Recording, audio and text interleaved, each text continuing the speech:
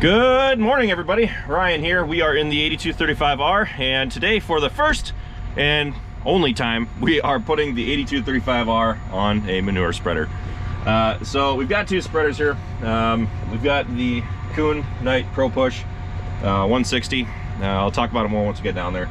And Andrew's in the 4640 with the KUHN Knight ProSpread PS 260. And we are going to be going down to Travis's place, and we're going to be working on that manure pile on top of the hill. We're going to be using two spreaders. KUHN's here today. They're doing a little bit of filming for themselves. I thought it'd be cool to get two of the spreaders running side by side, so that's what we're going to be doing. We're about to head out right now.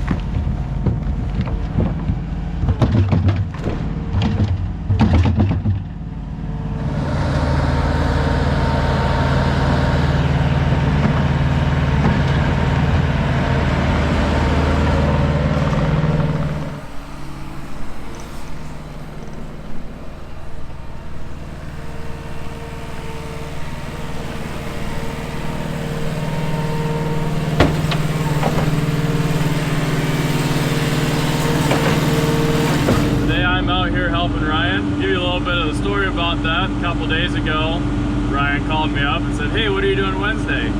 I'm probably hauling fertilizer, getting fertilizer out, doing something with fertilizer. It's been good weather. We've been doing a lot of work with fertilizer and getting a lot sent out and applied on fields. And I said, "Why, Ryan? What's up?" And he said, "Well, we're gonna have two manure spreaders rolling on Wednesday. I was wondering if you want to come by and help out." Well, hey, I said I'd be hauling fertilizer, didn't I? Travis is behind us right now. He's loading up these two spreaders with the JCB. He's about done loading the 260, so we're gonna hop in the tractors and go do a first load.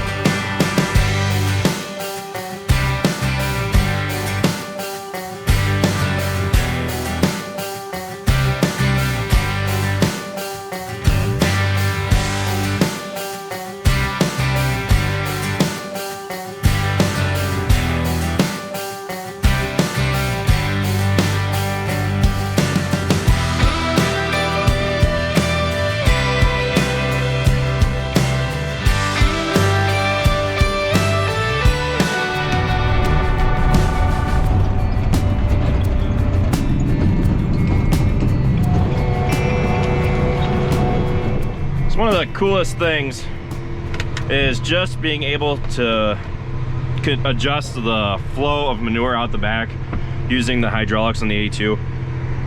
So since this is our first time using the 82 on a spreader, what I can do is control the hydraulic flow on the 4th SCV, which controls the push.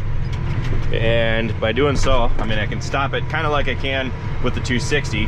I can stop the apron where I want, but I can't always adjust the flow. I actually can't adjust the flow on the go with the 4640.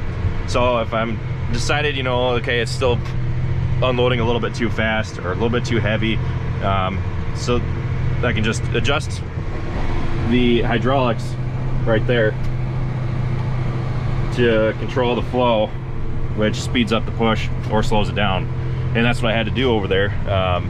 I slowed it down so that I could reach the end of the strip, but that way I can also control on the fly, or yeah, on the fly, how fast I can drive too. So you don't necessarily have to drive slow. If you want to drive fast, you know, you can increase the rate. But on the 46, I've noticed that even though I have it turned all the way down, it still seems to unload pretty fast. Whereas with the 82, I can adjust it and get it perfect just how I want. And I can pretty much make it so I make one complete pass across the strip before it's empty. I'm heading back to fill up now. You can see that the door, or the push, is pulling back. Any manure that does not get pushed out or anything that falls behind the door will get pulled back out the front of the unit. Now that the door is all the way back, I can close the gate. Still got a lot of pile left all out.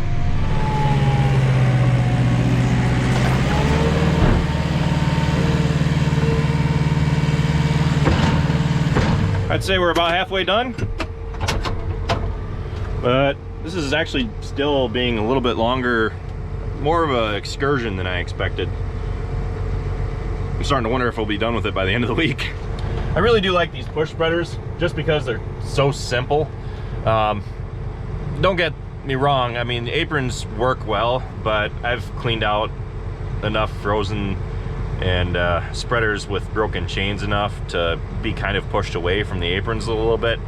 Not saying that the design in the 260 is bad at all, but personal preference, I really do like the hydraulic push spreaders just because of how simple they are and they're easy to use. You don't have to worry about chains and sprockets or anything like that. The ground is frozen and it's slick from where we've been driving. Andrew tried pulling forward and he started spinning a little bit, but he backed up once I moved the 82 up back a little bit, and he was able to get out.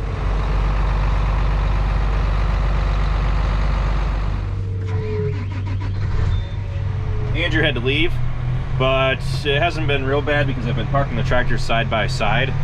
So since it's just Travis and me now, we don't have the Bobcat here. Dad's working tonight, unfortunately, and we've been able to pretty much keep the tractors moving. Having two tractors here, Travis is able to fill the other one while I'm taking the other one out, and it's working really well. Even with Andrew here, I mean, we would be meeting each other right at this gate here whenever we'd come in and out. So now the KUHN ProPush 160 has a capacity of 600 cubic feet. Now that's the same as the PS 260 that's on the 4640. However, this one has a shorter profile, but it's taller. The maximum capacity that KUHN makes these push spreaders is 600 cubic feet, so that means that this is the largest capacity push spreader that KUHN makes. If you want to go up all the way up to 1200 cubic feet, you're going to have to use an apron because they require a longer spreader, whereas with the ProPush, with the cylinders on the front and how it's set up, they really only have so much room to work with, so they have to kind of keep it a shorter profile, and that results in them having the maximum capacity of about 600 cubic feet. So the sun just went down. We're going to keep working for a little while longer, but then we're going to call her quits. I don't even know how many loads we've taken out today, but it's quite a few. We've pretty much covered that entire hillside over there, and I've made it halfway down the hill here. But we've also spread back out in the break-in as well, and that short strip there. So we're gonna keep on moving. I've got the PTO engaged, so the beaters are turning the gates up. I'm gonna increase the speed. I've been running about 7. I'm gonna hit the hydraulic for the push. It takes a little bit to compress the manure enough to where it actually starts pushing it out the back, which takes about 5 to 10 seconds, and then we're good to go.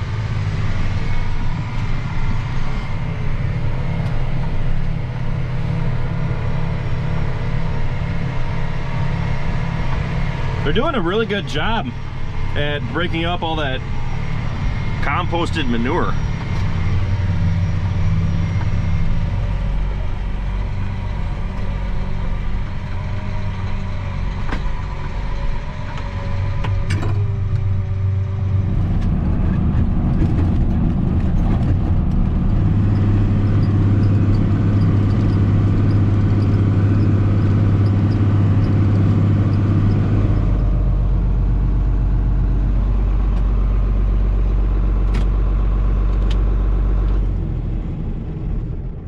Since it's extremely cold, I left both gates up on the spreaders just so they don't cause any issues tomorrow.